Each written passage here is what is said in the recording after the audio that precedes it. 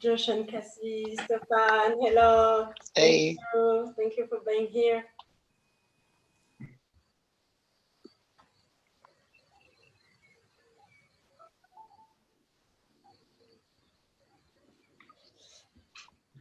So for some of us, it's the morning, and for the others, it's the night.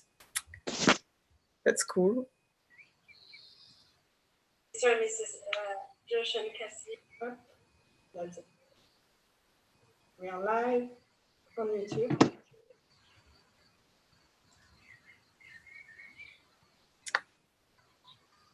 Okay.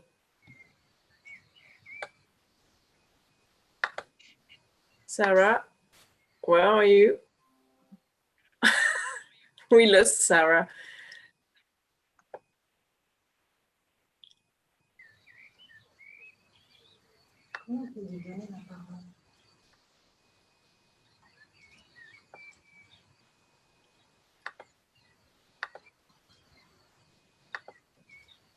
Okay, so where can we see Wes? And where are you from, Josh Sarah? and Casey? I think they are members of our club. They're in the US? Josh and Casey, yes. They are member clubs. Yeah. All right, hello everyone, welcome. We'll wait a few minutes for everybody to join us.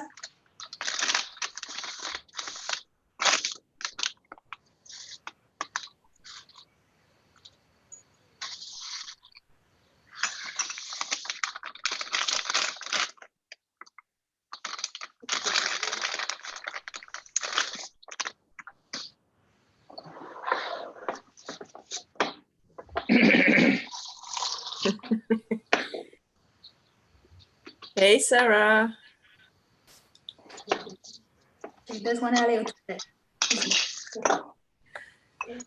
We are live on YouTube.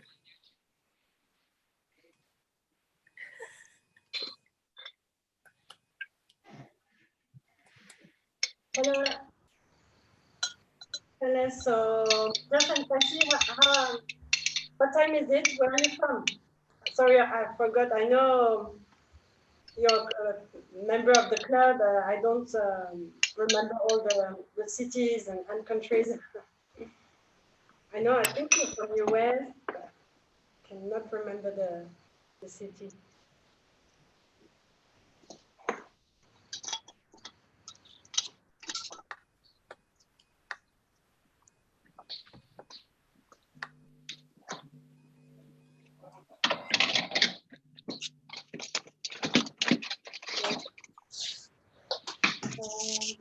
I think maybe it's Wes. I think it's Wes. Yes, I think too.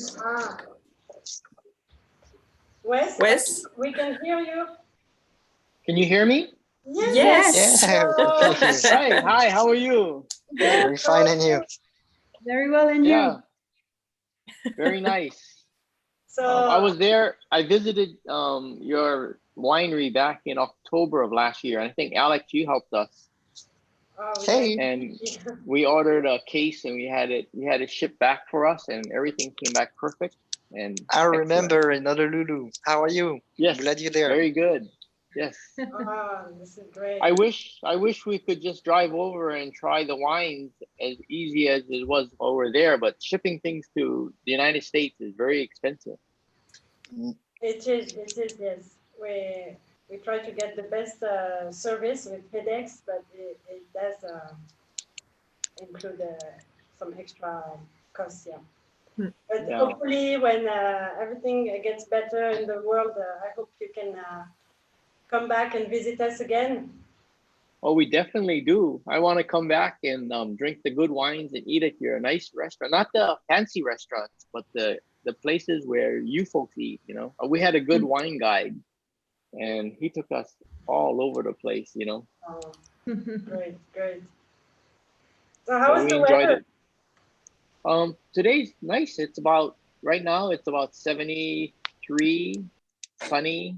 We expect some rain, and then after that, it'll be sunny the rest of the week. Okay. Not very good for wine drinking because it's very humid and warm. Right. Yeah, But you need to. if you have air, Yeah. if you have air conditioning, it's perfect. Yeah, we discussed about temperature, how the best temperature to enjoy the wines, and for Bordeaux wines, as it's warm and humid in your area, it's better to maybe chill a little, get a little cooler temperature. Yeah. Maybe 1 or 2 degrees more. So, Sarah, tell us the conversion. US. The conversion? Yes, Celsius, how we say? Oh, okay. What's 18 Celsius? 18 degrees, 16, Okay. 17. Oh, let's see. Conversion, you're making me do math.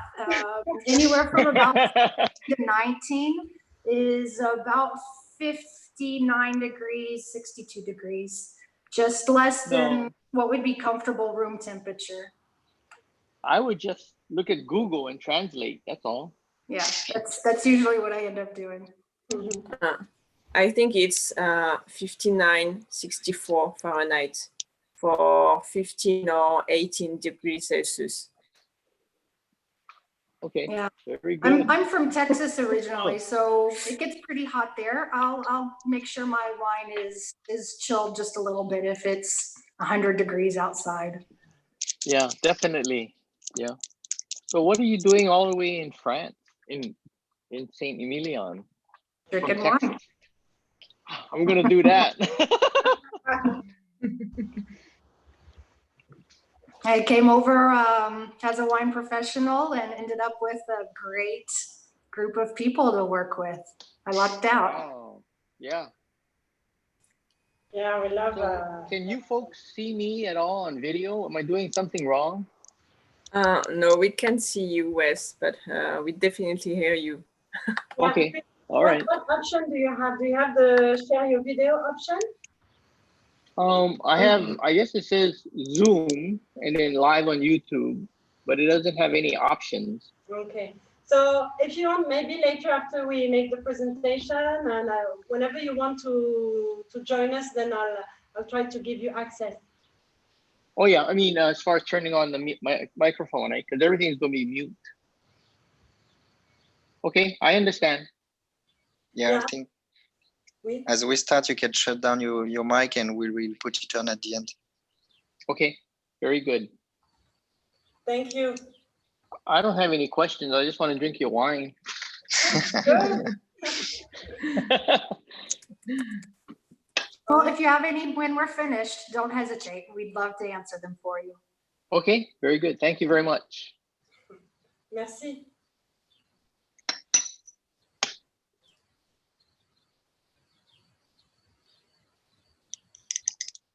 All right. Hello, Howard. Yeah. Hello, Ward. I heard. Hey, boss. All right. So, hello, everyone. We'll wait just a few, 1 or 2 minutes more for everyone to join us. So we are live on 2 platforms, Zoom and YouTube. I'm back.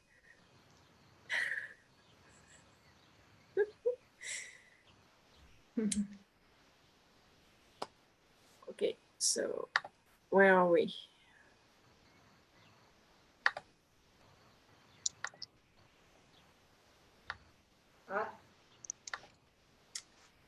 So we have Howard with us tonight. I don't know if you mentioned it. No. We already mentioned it. Hello, welcome. Sorry, I have bad Wi-Fi. We have the hall. This is your family, Sarah? You said the Halls? Yes. It could be. We have some club members that are named Halls too. Is that you, Mom?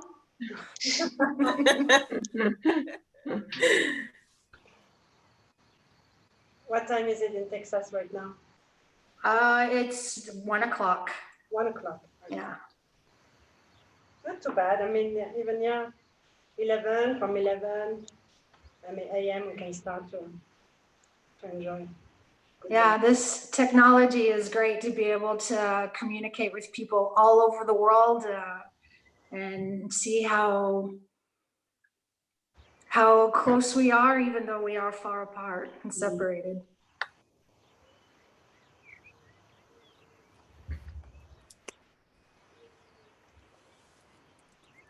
All right.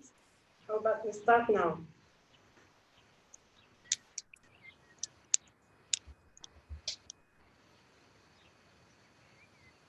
So hello everyone. Thank you for joining us. We're very pleased to have you with us today. So I'm Rashida. For those of you who don't know me, I'm the hospitality sales manager for Vignobles, and the whole hospitality team is here with us. So please tell us. Hello, my name is Nancy. Hi, I'm Alexis. I joined the team maybe 1 year and a half ago, and I'm pleased to work with those guys you see here. I think I'm part of a great project. So yeah, it's great for us as well to have a masculine touch in the team, right? And I'm Sarah. I also joined the team last year, and obviously not from France. I come from Texas, but got here as soon as I could. Hi, I'm Marianne. I joined the team in last July, and I work behind the computer. So I'm the face that you have usually behind the emails. And tonight I will share your questions. So if you want to talk with us, you just have to click on the chat, and feel free to share your thoughts, your questions in the Q&A session. And that's it. Let's go. Thank you. So our tasting room is closed for the moment. So we're very grateful to be able to continue to do what we love, to gather all together and share about our wines. Thanks to you, our wine lovers, wine club members, Vignobles friends community. Thank you for being with us. Welcome. So today, the property featured in this session is Chateau Tour Saint-Christophe, where I am right now. I'm on the terrace, just in front of the reception room, in the middle with the view of the vineyard. So it's a beautiful landscape. And we'll be tasting the two wines of the property, the second wine, Les Terrasses de Saint-Christophe, and the icon wine, Chateau Tour Saint-Christophe, both on an amazing vintage for Bordeaux region, the 2016. So I invite you to open the bottles in advance and pour a glass of wine to enjoy right now. I already have the wines in my glasses. So please enjoy. Cheers, everyone. cheers. Cheers. The goal of these sessions is for you to discover or rediscover all the wines and the vineyards of Vignobles through a brief presentation of the properties, the winemaking particularities for each wine, and of course a tasting where the team will give you all the advices and answer your questions about the wine so you can enjoy them the best way. So before we dive into Chateau Tour Saint-Christophe world, let's talk about Vignobles. So the company was created in 2014 by the founder, Peter Kwok, so with a K, hence the name of the company. Peter Kwok and his family have lived in Bordeaux for more than 20 years, and it's driven by love for French culture and their passion for French wines that they acquired over the years 7 properties in the prestigious appellations of Saint-Emilion, Pomerol, and Satellites. So let's get a view on the range, the different properties. The 3 Saint-Emilion Grand Cru, they represent the richness and diversity of soils of the appellation. In Château Brisson, we have plain soils made of sand and gravel. And Sarah is showing you the labels. Thank you, Sarah. In Château Tour Saint-Christophe, here we're situated on the hills, on the clay and limestone hills of Saint-Emilion. And in Château Belfond-Belsier, the classified growth in Saint-Emilion, we are situated on the famous limestone plateau of Saint-Emilion. So it's a Grand Cru classé. Then in the Pomerol appellation, another terroir, we have two properties. So L'Abattage, which is, it has a silky texture, very rich aromatic complexity, and very soft tannins. And the other cuvée, it's a cuvée, it's a small production. Enclos Tourmaline is our highest quality wine. It's made of 100% Merlot, and it's made from 3 plots situated in the heart of the greatest Pomerol wines. And it embodies the refinement and the elegance of this great terroir. In further north of Pomerol is the satellite called Enclos de Viaux, and there we produce our very fruity and delicate type of wine, Enclos de Viaux. And we also have a rosé and white wine there. And near Saint-Emilion is another satellite called Castillon-Côte de Bordeaux. With Château Le Ray, we highlight the 2 types of soils, les rocheuses, the limestone, and les argileuses, which means the clays in French. And so it represents the generosity, the complexity of this booming appellation. In total, there are 16 wines produced out of these 7 properties. So it offers a great range for every person's taste, personal taste, and every occasion.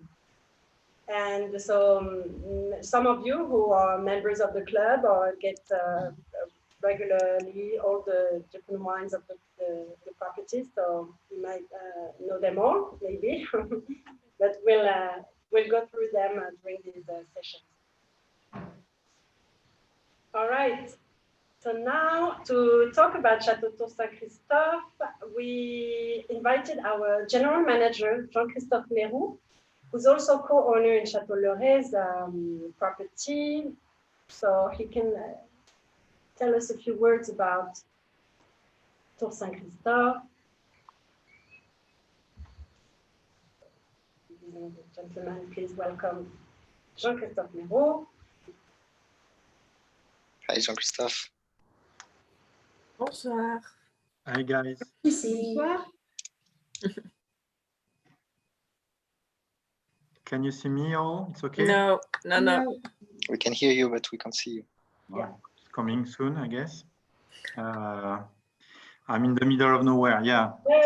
Slow connection, guys. Thank you for being here. Thanks. I'm happy to be with you. Hello I have seen some of you today, and for the others, nice to see you guys. Nice to be with you, and hello to everybody, to all people connected tonight for this lovely tasting.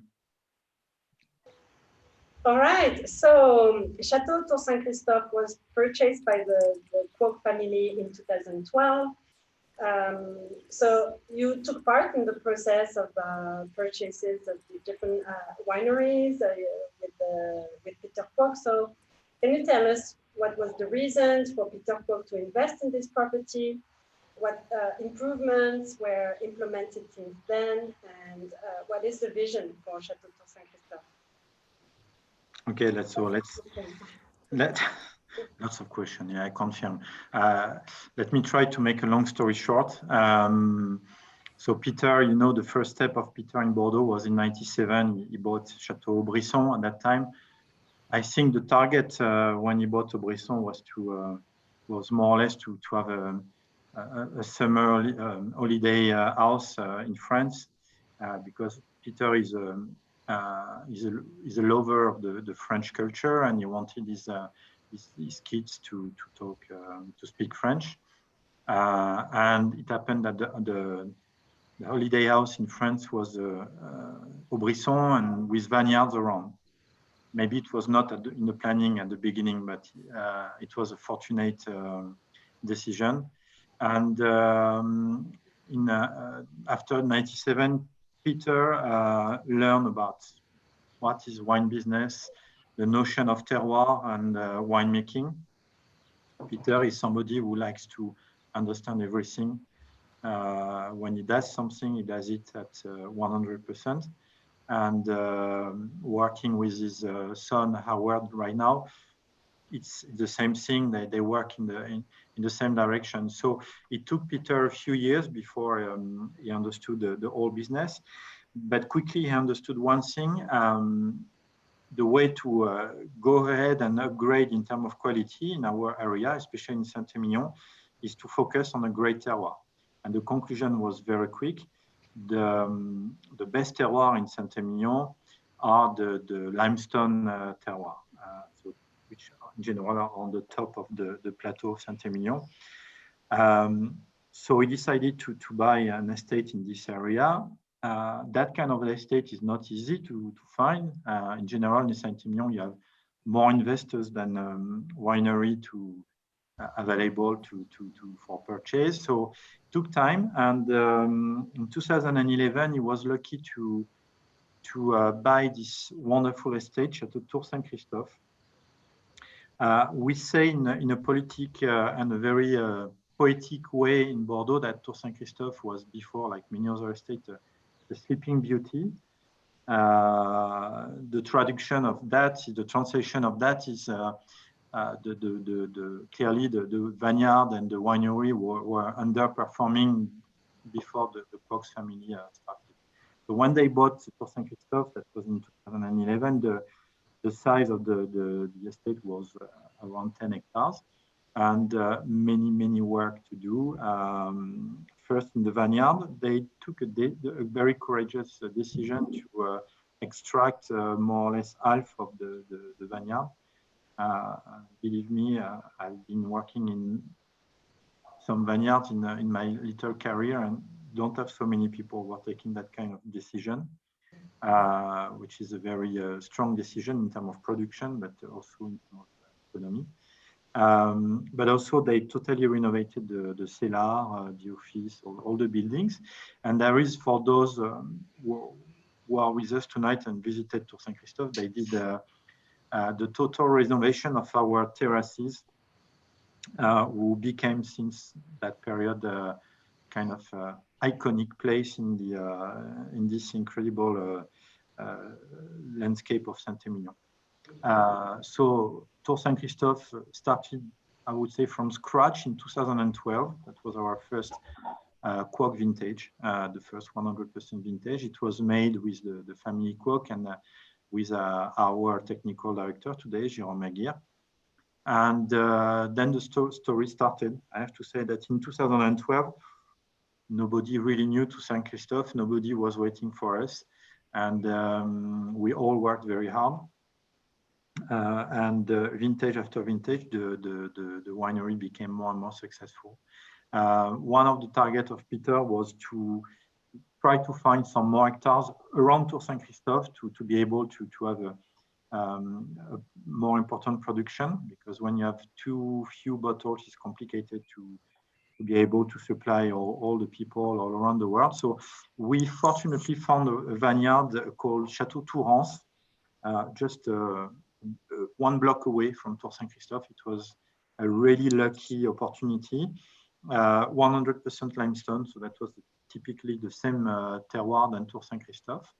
And so we bought it, and we integrated those 12 hectares into Tour Saint-Christophe, which means now Tour Saint-Christophe is more or less 20 hectares on production, which is a good size, not huge, but a good size on that part of Bordeaux in Saint-Emilion.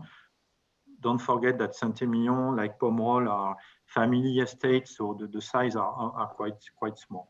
So that was the first target. And of course, the main target, because it's still a young project, is to do better and better every year. For that, we have the best technical team that we can dream about. There are other targets, such as classification. Tour Saint-Christophe, I'm sure Rachida, you will mention that in after that we are seated on a wonderful terroir. Right behind you, Rachida, right now we can have a view on one of the most incredible part of our vineyard. But behind that, there is also Trollon-Mondo, which I remind to everybody is the first growth. So that's really a unique area. And Tour Saint-Christophe is for that unique. It's probably one of the second or third highest point in Saint-Emilion, Tour Saint-Christophe. So you see this place is incredible and has a real soul. So we have this classification and we work hard on that. We do everything, including you guys, talking about the wine tourism, which is very important. And I guess we are one of the leaders for that in Saint-Emilion right now, because we need all our visitors to become our ambassadors all around the world. And that's what happened in the past years. We are very, very proud. So these are our targets.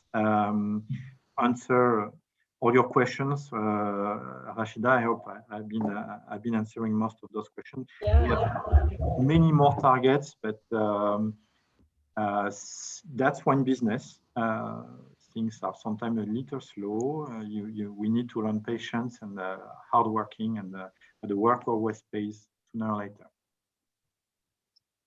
Great, thank you. Thank you. Can we take some questions? Yes?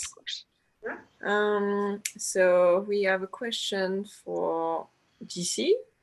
How many bottles on Tour Saint-Christophe propriety for this year? So this year, 2020, I have no clue, my dear Marion, but no, last year. I can tell you for last year. Last year was a good vintage, very good vintage in terms of quality, in terms of condition also. This is a vintage that enabled us to make a very good percentage of first wine. Basically, last year, our total production was around 95,000 bottles, more or less, which include also the second wine. Right now, I don't know what will be the percentage of first and second wine. But last year was a very good vintage in terms of production.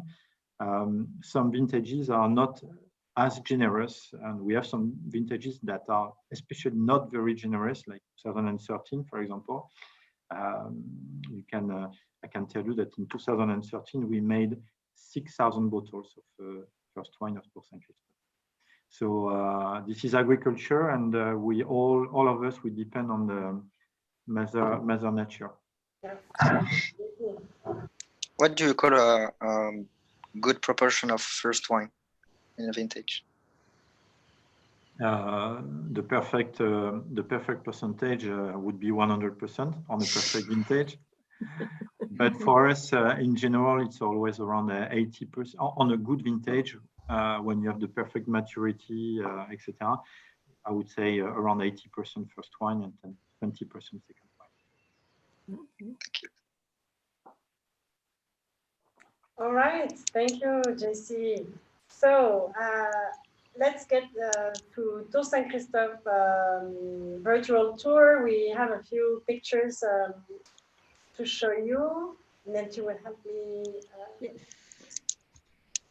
share her screen so you can have pictures, and remind you, for those who have already visited the chateau, how beautiful the property is. So this is the view on the other side of the valley, how we see Chateau Tour Saint-Christophe, 18th century property, like we said, situated on top of the hill in the valley of Saint-Emilion, and the treasure of Tour Saint-Christophe is these beautiful terraces, which are authentic from centuries and centuries ago. And during the renovation, Peter Cook and the team, they had this great idea to restore the walls that were from the 18th century, and it's all dry stone, which means no cement. It's all been broken and disassembled by hand. Look how beautiful it shows. And it's all part of the rich heritage of Saint-Emilion, being a UNESCO World Heritage Village. So we're kind of very proud of this. And so the particularity in this area is the terroir, because it's made of clay and limestone, and this limestone rock that we can see once we are in the middle of the terraces, we see the different layers in a little place we kept open. Here, yeah. We usually go down the hill and see this area, so we can see the terroir, where we look for deep roots to reach this limestone that will really add a very specific minerality taste and give a unique identity to the wine of Saint Christophe. This signature of terroir is highlighted in the winemaking facilities. So let's have a look at the wine facility. I miss being there. Here, yeah. So the vat room is made of these concrete vats, all, like JC said, renovated from 2012 to 2015. For the regular traditional winemaking process, we use these vats. And for some plots of the vineyard, they don't go through the regular process, but they go into barrels for a very specific winemaking process in barrels. The maceration, the alcoholic fermentation, everything happens in the barrel in a standard style. As you see here, this is where during fermentation with the juice and the skins and seeds. It's really interesting because it's about 1/3 of the production that is made this way, and it really helps get very well-balanced wine. It adds very lots of concentration, lots of fruit flavors, and very soft tannins at the end in the final blending of the wine. So then the wine is aged in the barrel aging room, which also, yeah, beautiful space underground with ideal conditions of aging. Great, thank you, Nelty. And so talking about the hospitality program, we didn't show the rooms, but we do have a beautiful wine shop where Sarah is at the moment. Several reception rooms, and even an apartment upstairs on top of the building. So it's fully equipped and available for rental, and we do have some guests staying with us, and we have great feedback. I mean, they can enjoy at this time of the day, nobody's here, and they can enjoy the whole gardens, the terraces. So it is a great place, a charming place. We miss it, guys, right? Oh, yeah. Right. So yeah, we organize tours, picnics. We have local chefs coming to make dinners, lunches, cocktails, seminars, and even weddings. We do have weddings as well here, so it's a great place for beautiful experience around wine. And I hope you guys can come back and visit us soon. We are working on adapting our offerings, so we'll be soon opening our doors again. Of course, following the security measures, but yeah, we're looking forward to. Yes, definitely. All right. So, do we have questions about the property? we have one question. They are asking if they can come and visit, or if they have to make an appointment. It is, yeah. Our offerings are always private by appointment. We like to really give, like I said, a real experience. We don't mix guests together. So we're here 5 people, so we can go all alone for 1 hour, 1 hour and a half, and take time to really show you around, and really customize our speech and talk to you about what you expect us, so what you want to know more. So it's great to make a relationship.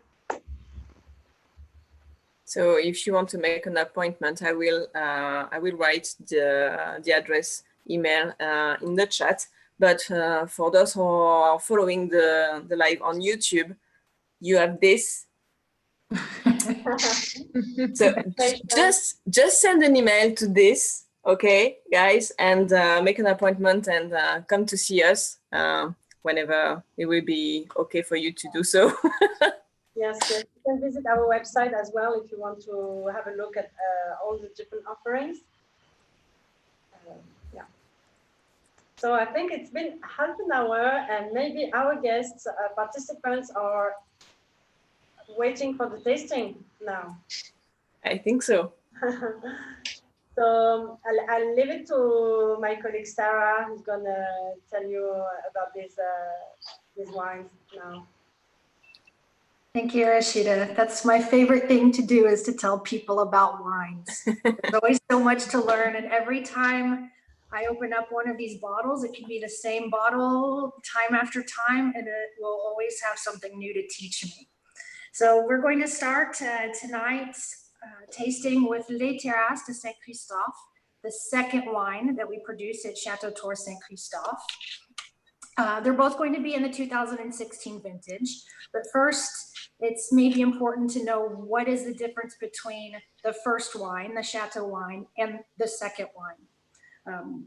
Go ahead, pour yourself a glass while we're chatting. Let it breathe a little bit, because I've had my glass here for about 30 minutes now, and the longer it aerates, the more complex it will get, the better we'll have the aromas come out of hiding. So when we're producing Chateau Tour Saint-Christophe, the goal is a Vendegarde, a wine that is meant to age 10, 20 years, evolve, get better with age. We want the tannins to soften, the aromas to come out of hiding in different layers, different time periods. So Chateau Tour Saint-Christophe is going to be made with our best parcels, our best soils, our older vines, the most delicate care, the most intense triage selection of the grapes will go into Chateau Tour Saint-Christophe. So that will give us a bigger structure, longer cellaring potential. But in the meantime, we have to have something to drink.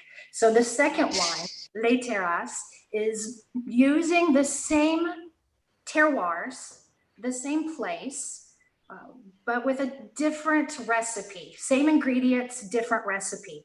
This time, this recipe is meant to have a more fruit-forward nature to allow us to drink it younger. We don't have to wait quite as long. I still would, with 2016, let both of these aerate, even in a decanter, at least an hour before serving to get the optimal textures for right now.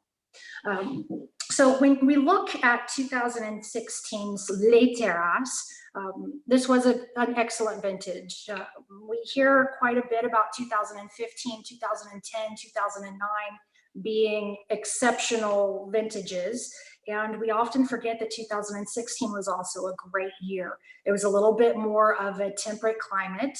The grapes didn't struggle and stress quite as much, and that shows in the elegance of the vintage. So again, a really good year to invest in for drinking now, but also for holding on to for long term.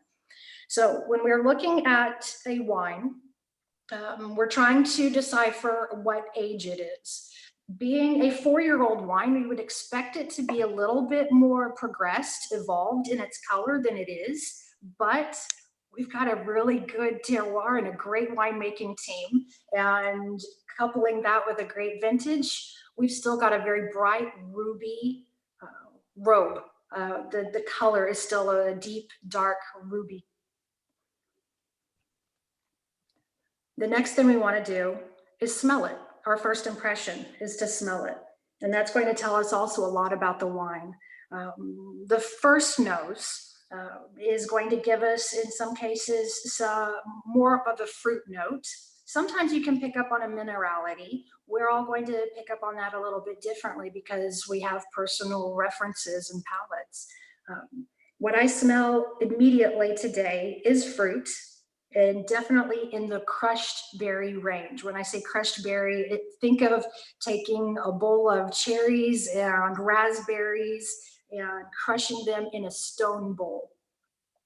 That's what I also think of when I think of terroir, for limestone terroir. That minerality that is brought to us by the limestone is going to give us that sort of reflection. Yesterday, when we were doing our French version of this tasting, my colleague, Alexis, had a really good visual image for what he thinks of whenever he thinks of limestone terroir. What was it that you described this wine as, Alexis? I say that yes, maybe on the what's interesting on this one is that it's the terroir just shows up on the second nose when you aerate. Just on the first nose, you have only the fruitiness, those very nice and ripe grapefruits. But when you aerate this wine, you have the terroirs showing up, and that's completely crazy. That freshness it brings. It's very elegant, gives a lot of elegance to this wine.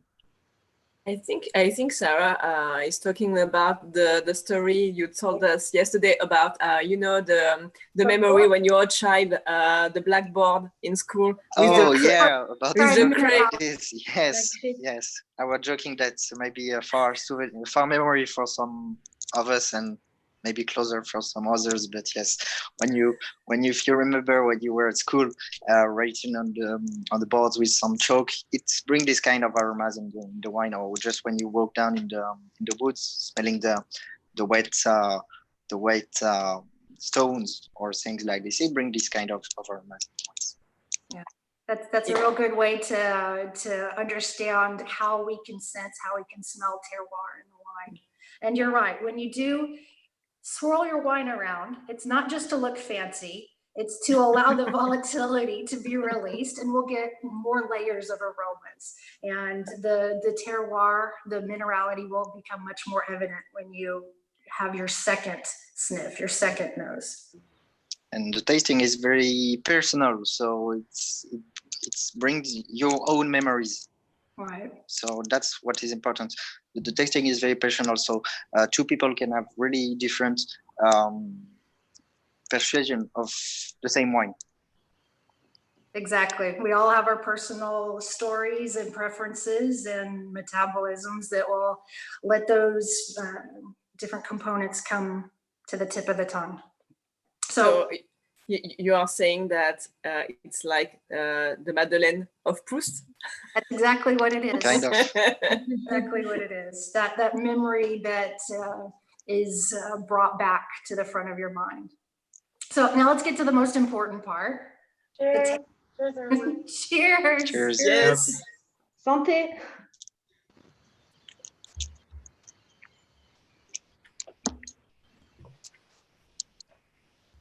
When you have a wine in your mouth, when you take a taste, what we're doing is evaluating the evolution. When it first hits your mouth, you're going to sense it at the front of your palate. You're going to pick up on more of the fruit. You're going to feel the tannin. The tannin is the texture that gives structure to the wine. And it's going to move around on your palate, and it's going to change. In your mid palate, you'll pick up on, sometimes for me, I'm definitely picking up on more of the spicy characteristics. I'm getting a lot of licorice. If any of you have the 2016 Des Terrasses, you may be able to pick up on kind of that salty licorice characteristic that is typical of our terroir and of these grape varieties.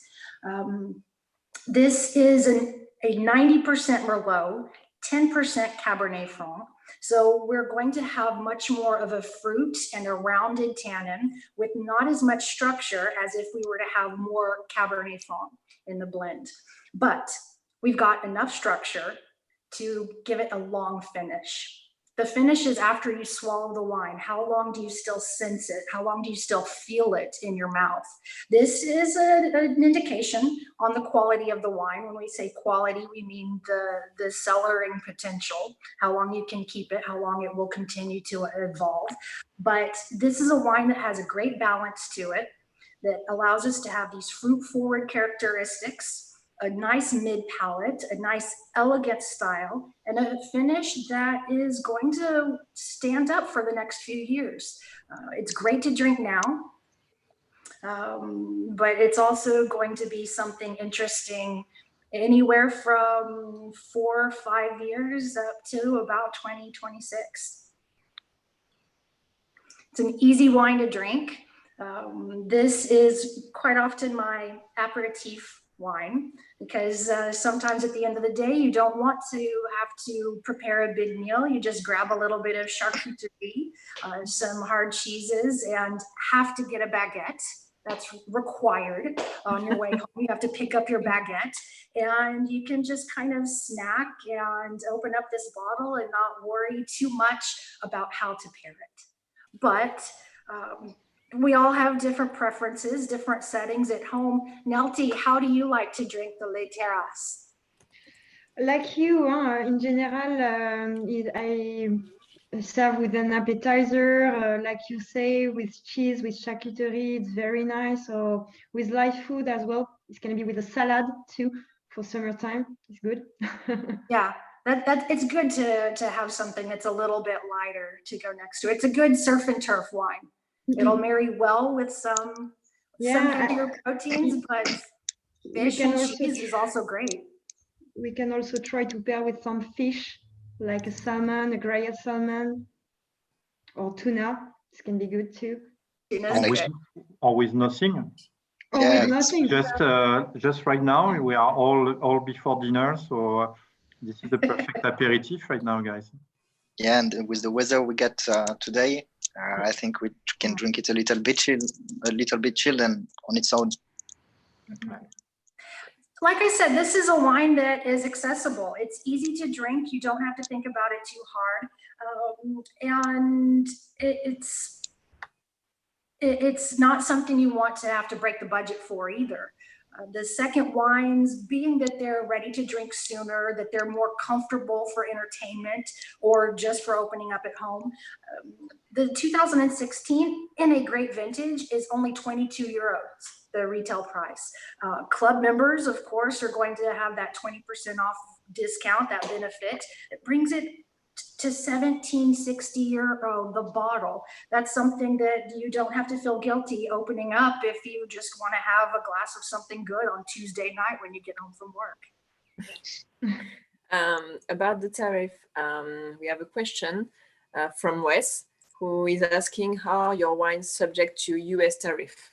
That's a very political question, Wes.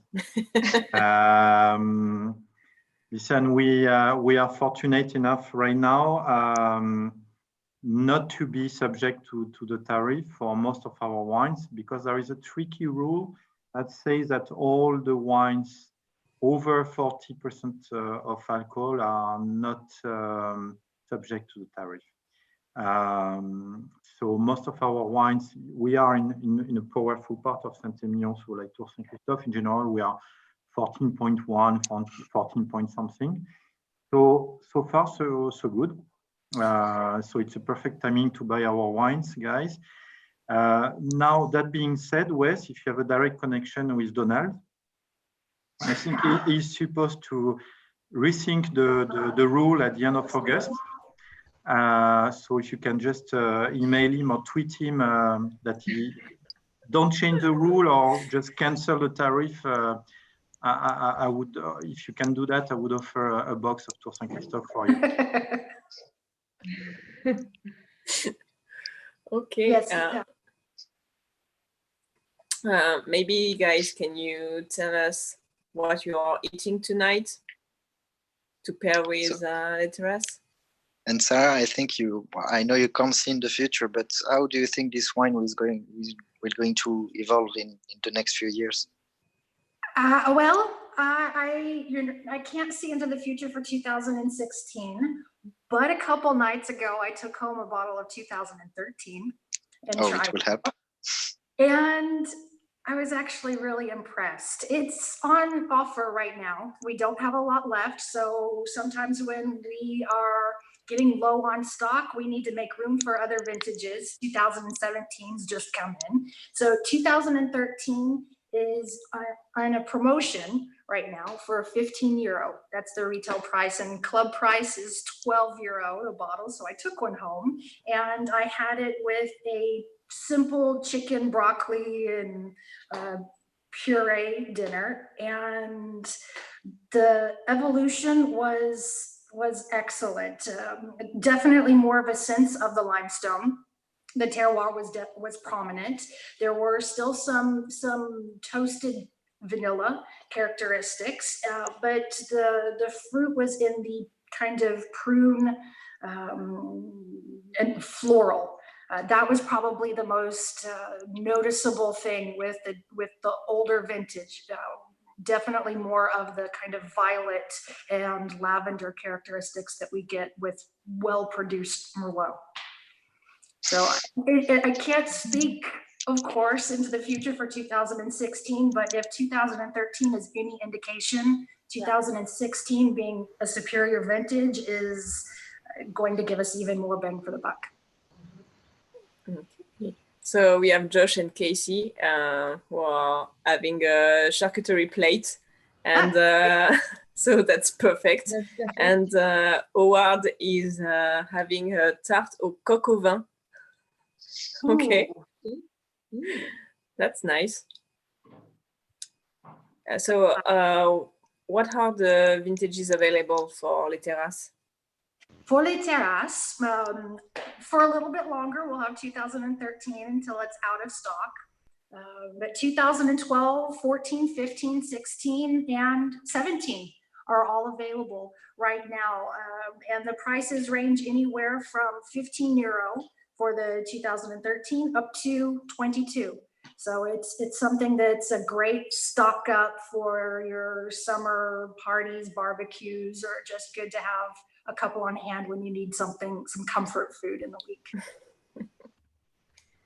Thank you, Sarah.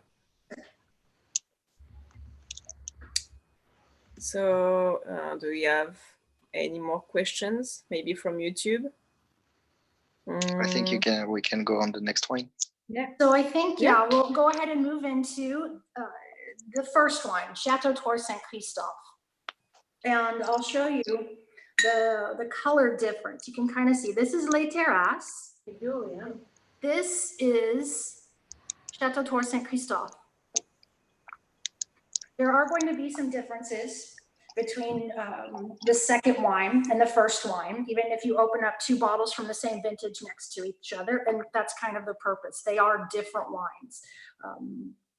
But the Chateau Tour Saint Christophe is going to use a much higher percentage of the integral fermentation and vinification in the barrel, like Rashida was telling us about, that technique that's going to give us softer tannins and more fruit and have less intervention. But we're also going to have a difference in percentage, the blend, the varietal percentage is going to be different. Chateau Tour Saint Christophe is 80% Merlot and 20% Cabernet Franc, but still pulled from those limestone and blue clay soils that are going to give us that depth in sense of place.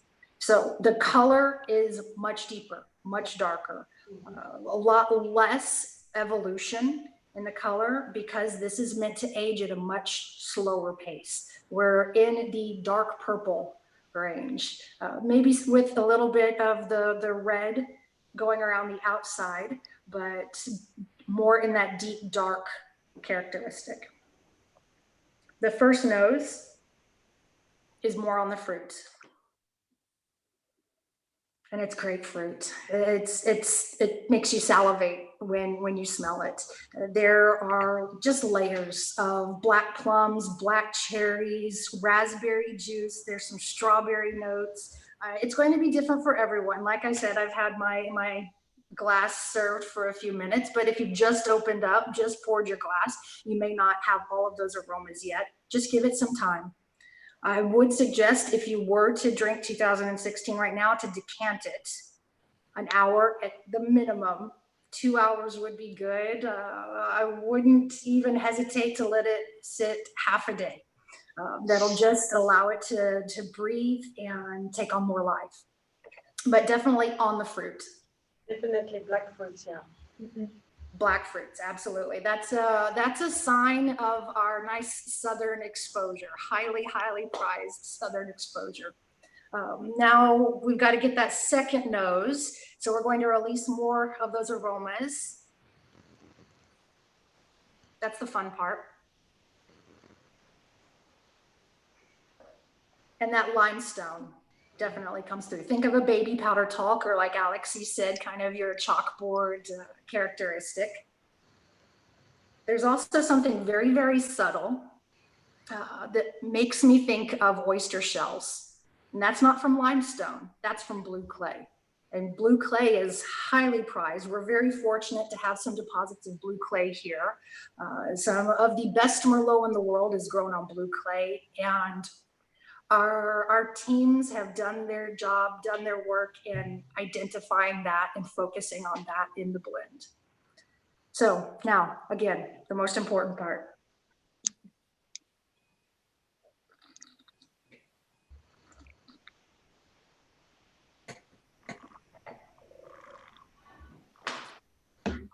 For a cellar quality wine that's so young, the softness is notable. That's the first thing that I pay attention to, is the softness in the tannins. They're round and they're soft, but they're compact. There's a lot of them. And that's a good sign of not overworking, not over, we don't press our grapes.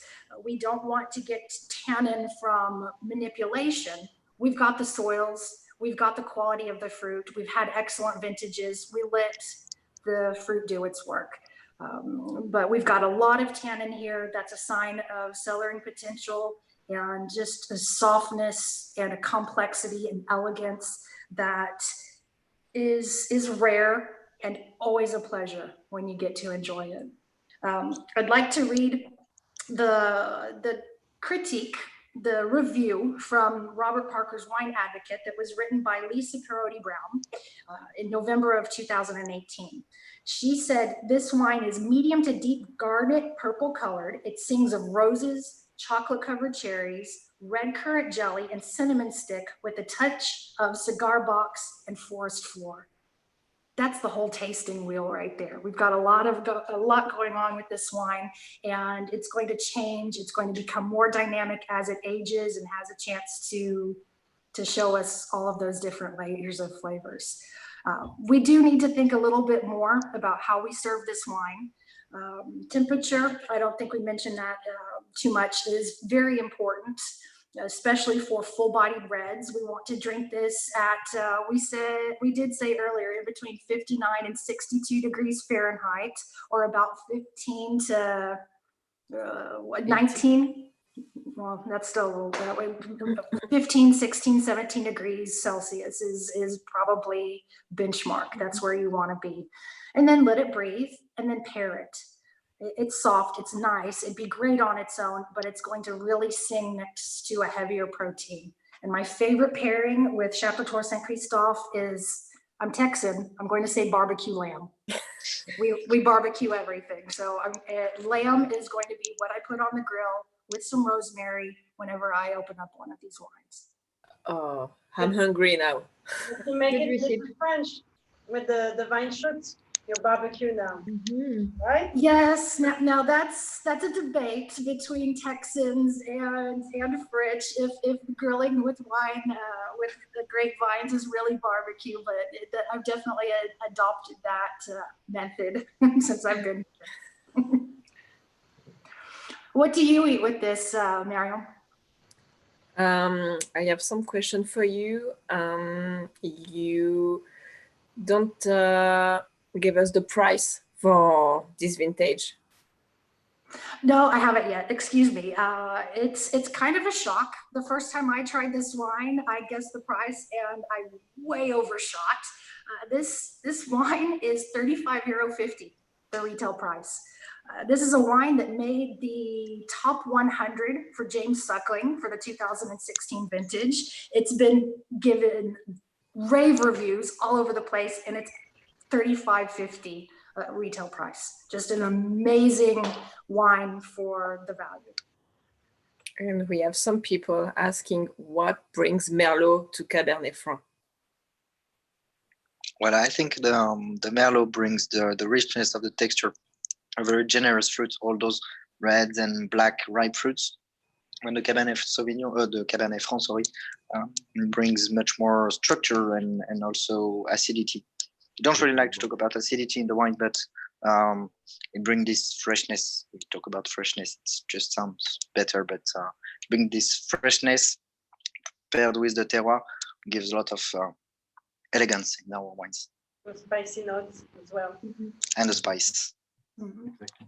Cabernet Franc is always in a limited percentage in Saint-Emilion, but that really gives the backbone of the wine.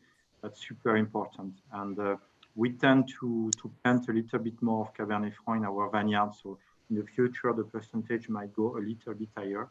But that's a small percentage, but that's a key one. It's very, very important. Josh and Casey are saying that barbecuing and grilling are way different in the US for sure. It's a religion back home. Grilled red meat, grilled or roasted meat goes really well with I it. think I've seen on the comments chickens with some mori. So mori, for those who don't know it, it's some mushrooms. So I think it will be maybe one of the best pairings with this little fat sauce with some mori. As the Merlot gives often mushroom as aromas like truffles, I think it would be great to pair with it. Absolutely. Yummy. We have another question. Do we have those wines in a different, I don't know the word. No, not the vintage, the size. Oh yeah, we have all kind of size. Every year we try to bottle our wines in the normal bottle, but also we do a couple of half bottles up to magnum, double magnums, 5 liters, 6 liters, etc., etc. I know, and Sarah, you will confirm that we have a lot of US viewers tonight, and US is probably the kingdom of what you call in US big bottles. I have heard many times in US that Magnum is a decent size as long as you are alone around the table. No, but seriously, we sell a lot of big format. We sell big bottles on the US market, and for sure, it's always interesting. Myself, I tend to buy when I really love a wine, like for example this 16 Tour Saint Christophe. I bought some magnums for when I want to age it a little bit. The bigger it is, the better it is. Excuse me, can I interrupt just to share with you this beautiful view here, the sunset? Yeah, Rashida definitely has the best seat in the house. It looks even better in real. But, it looks wonderful tonight. We do still have some Magnum available for 2016. The retail price is €76. It's equivalent to 2 bottles. So definitely, like GC said, better if you want to age your wines. The larger bottles will age a little bit slower. So it makes a great gift for somebody that was maybe married in 2016 or born in 2016. This has the cellaring ability that will allow them to enjoy it for their 18th or 21st birthday, the requirement. We have a last question. You talk about retail price and club member prices. So we have some people asking, what can we do to be part of the club? Well, all you have to do is let us know. You can contact Miriam with the email address, and we can give you everything you need to become a Vignobles Wine Club member. What that entails is a subscription of a curated selection of 24 bottles per year. And we send those to you, either you get to choose either 4 times a year, 6 bottles, or 2 times a year, 12 bottles. It's going to be a rotation of different vintages of 15 of our 16 releases, our 16 references, and always something to drink immediately, something to hold on to. We give you that technical information, and we give you a 20% discount on all wines that you purchase. There's not a fee to be a club member. We just ask that you stay with us for at least a year to try all of our different wines and see what you think of them. There are other benefits. If you want to plan a seminar for your company or an event for your charity, if you want to have a wedding, our club members also have 20% off of their reservations, and access to our library, older vintages that aren't available on the current market that we've held on to and have stayed in the best conditions. Those are just some of the benefits of club membership. Am I forgetting anything? There's so many. I don't think so, but maybe GC will tell. You will have also the pleasure to discuss with Sarah. We obviously have many things to say. So Sarah, Nelty, Alexis, Marion, Rashida, it's a great team. So it's all about a human relationship, and we are happy to have members who are with us from the beginning. If I'm correct, Rashida, that shows that it's a long-term relationship. Yeah, absolutely. We have Josh and Casey who are saying that it was nice to have the Magnum special with the last wine club shipment. So yeah. Uncle de Vieux 2009 Magnum. Yes. It was a great offer with it. So did you open the bottle? Did you try Uncle de Vieux 2009? Josh and Casey, let us know. We did. We had a lunch all together. We remember, and we tried the View 2009, and it was great, beautiful. Hopefully, maybe soon we will be able to share a meal and open a Magnum for the team. Quickly. It is drinking very nice. So yes, I opened it. Thank you for sharing. So what about we give access to our viewers who wants to share his screen? Yes, we have the hosts. The hosts were asking for sharing the screen.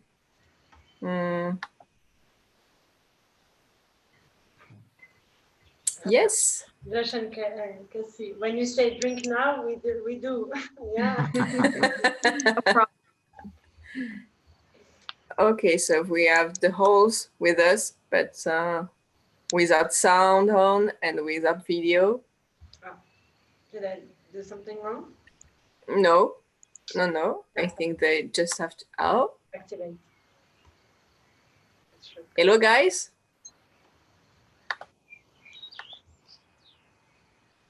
The birds are loud tonight. It's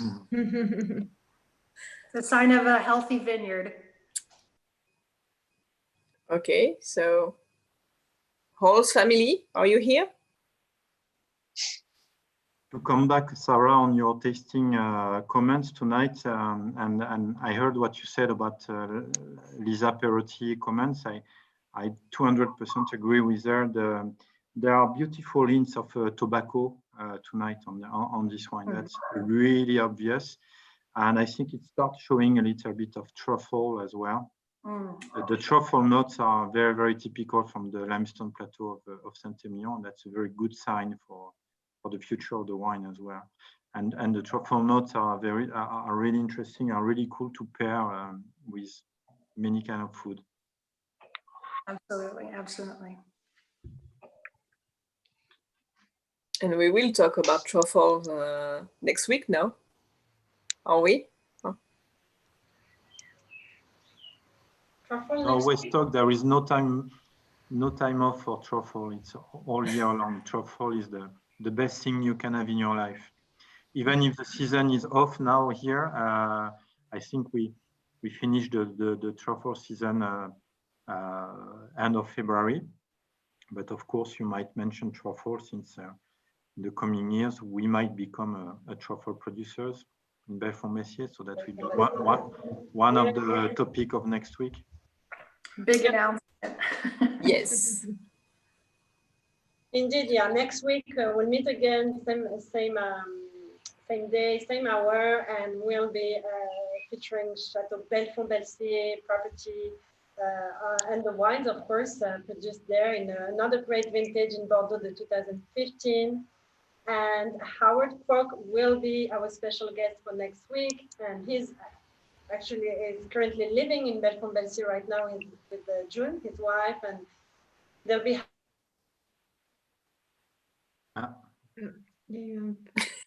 We lost Rashida.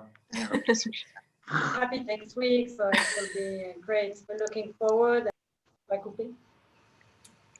Yeah, but it's fine. We hear you. Okay, thanks. All right. What about Wes? Do you still want to share your screen with us and say a few words? Let's say thank you very much for your presentation. Very informative. Thanks, Am Wes. I on? How are you? Hey.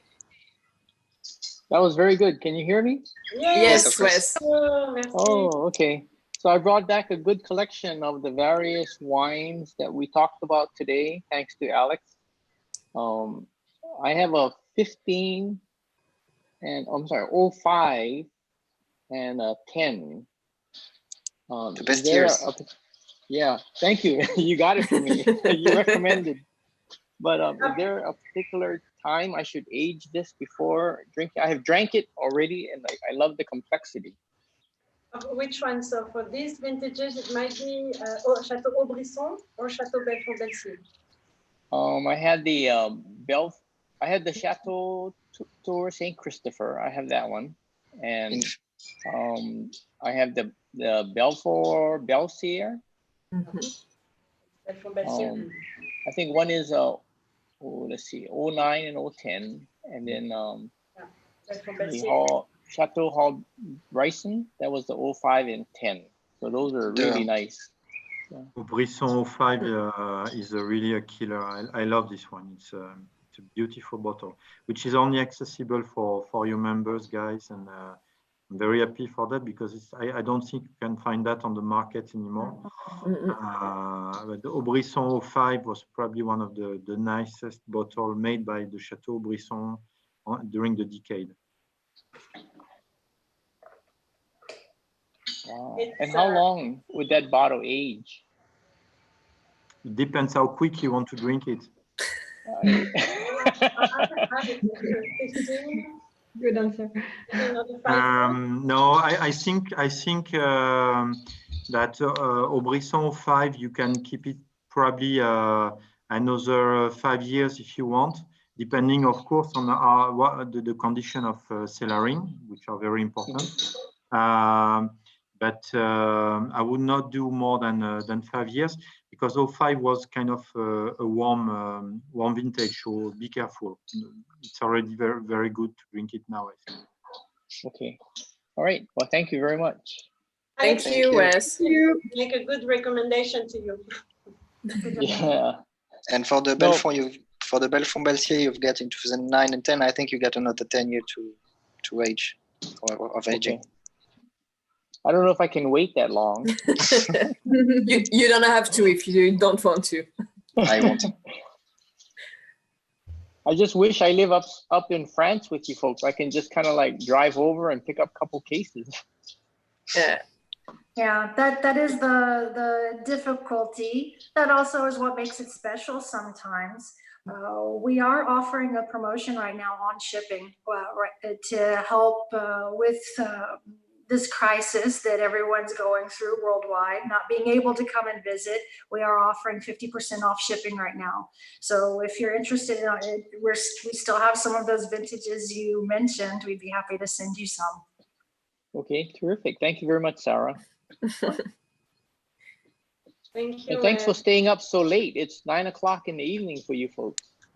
It is. It is. But Yeah. It's a pleasure tomorrow, for you us. know, it's a day off in France, so it's a kind of pre-weekend Right. drink with you, all of you guys. So it's very nice timing.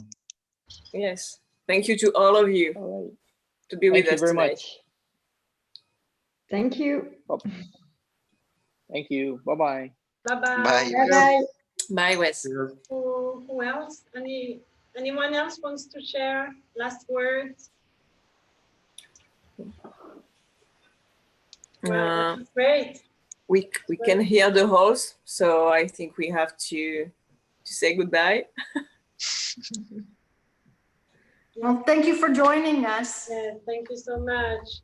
Yeah, it was a pleasure to have you all here. Yeah, great pleasure. Thank you for the support. Stay safe. Thank you. Enjoy the wine. Thank you all. And Have a good day for those who are in US. Have a good evening, Yes. team. And join us. And don't forget, next week you can come back for the tasting in Belfond-Bessier. That's going to be amazing. We are just starting right now our Zoom tasting, so we are learning. And next week is going to be even more exciting.